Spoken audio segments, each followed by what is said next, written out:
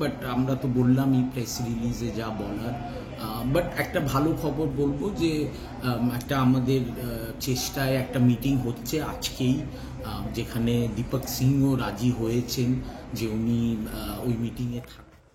বড় সংকটে Mohammedan sporting club. বিনিয়োগকারীদের আইনি পদক্ষেপ, খেলোয়াড়দের বেতন অনিশ্চিত, ঐতিহাসিক এই ক্লাবের ভবিষ্যৎ নিয়ে দুশ্চিন্তার কালো মেঘ ঘনিয়ে এসেছে। গতকাল মোহামেডান স্পোর্টিংয়ের খেলোয়াড়রা দ্বিতীয়বারের মতো অনুশীলন বয়কট করেছেন। তবে প্রশ্ন রয়ে গেছে এই সমস্যা দ্রুত সমাধান হবে কিনা। সমর্থকদের মধ্যে এখন বড় অনিশ্চয়তা বিরাজ করছে। স্রাচি স্পোর্টস একটি প্রেস রিলিজে ক্লাব এবং সমর্থকদের উদ্দেশ্যে একটি গুরুত্বপূর্ণ বার্তা প্রকাশ করেছে। সেখানে তারা জানিয়েছে স্রাচি স্পোর্টস ক্লাবের উন্নতি এবং খেলোয়াড়দের কল্যাণে দীর্ঘদিন ধরে বিনিয়োগ করে আসছে।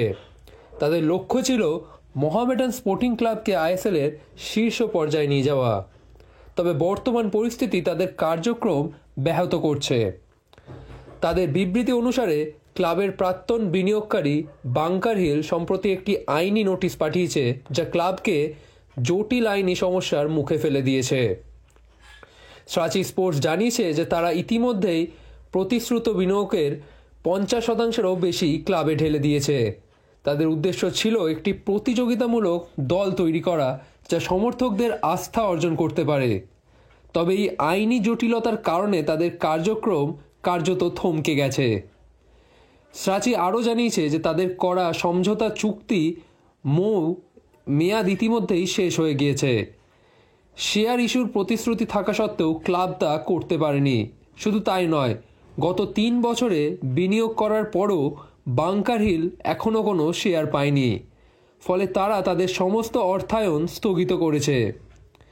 স্রাচি স্পোর্টসের পক্ষ থেকে আরও বলা হয়েছে যে তারা চান না এই সমস্যা খেলোয়াড় এবং সমর্থকদের ক্ষতিগ্রস্ত করুক।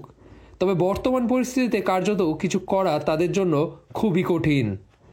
তবে স্রাচি স্পোর্টস এই জটিলতার সমাধানে ক্লাব এবং বাংকার হিলের সঙ্গে একযোগে কাজ করছে। তাদের বিশ্বাস খুব শীঘ্রই এই সমস্যা মিটবে এবং মোহামেডান স্পোর্টিং ক্লাব স্বাভাবিক কার্যক্রমে ফিরবে। মিসলিড বলবো না দাদা, বাট যাই হোক, আজকের দিনে সিচুয়েশনটা যে দীপক সিং বাংকার হিলও ওদের প্রাপ্ত পায়নি, আর আমরাও চাইছি। ক্লাব কর্তারা না করছে না, কিন্তু একটা কোম্পানি চালাতে গেলে একটা রুলস আছে, অডিট আছে, ট্যাক্স আছে। তো এই সমস্যাটা, এটা খুব খারাপ লাগছে। বাট আমরা তো বললামই প্রেস রিলিজে যা বলার।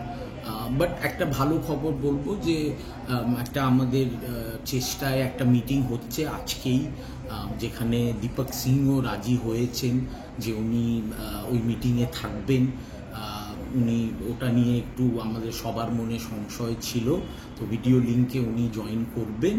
তো আই এম হোপফুল যে ক্লাবও চায় না এটা অন্য জায়গায় যাক। যারা ক্লাবে আছে তারা অত্যন্ত ডেডিকেটেড, আমি জানি। কিন্তু যাই হোক, একটা কাগজের কাজ কাগজ থেকেই হয়। হোপফুলি আপনারা বুঝবেন।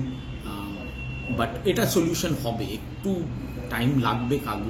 কাগজগুলো করার কাজে একটা প্রতিক্রিয়া আছে, ওগুলো শেষ হলেই একটা পজিটিভ জায়গায় আপনারা পাবেন জায়গা। স্যার, স্রাচি তো দীর্ঘদিন, মানে জানুয়ারি মাসে আপনাদের মূল স্বাক্ষরিত হয়েছিল, অগস্ট মাসে স্বাক্ষরিত হয়েছিল, সেপ্টেম্বরে। কিন্তু তারপর থেকেও কিন্তু মানে the lackadaisical approach by the club management, মানে এটা তাড়াতাড়ি করলে খুব ভালো হতো। ন্যাচারালি এটা আমি বলবোই, যাকে এটা নিয়ে বেশি না বলাই better. But I am hopeful আজকের মিটিং, এই নেক্সট কয়েক দিনেই আমরা একটা সলিউশনের দিকে এগোবো।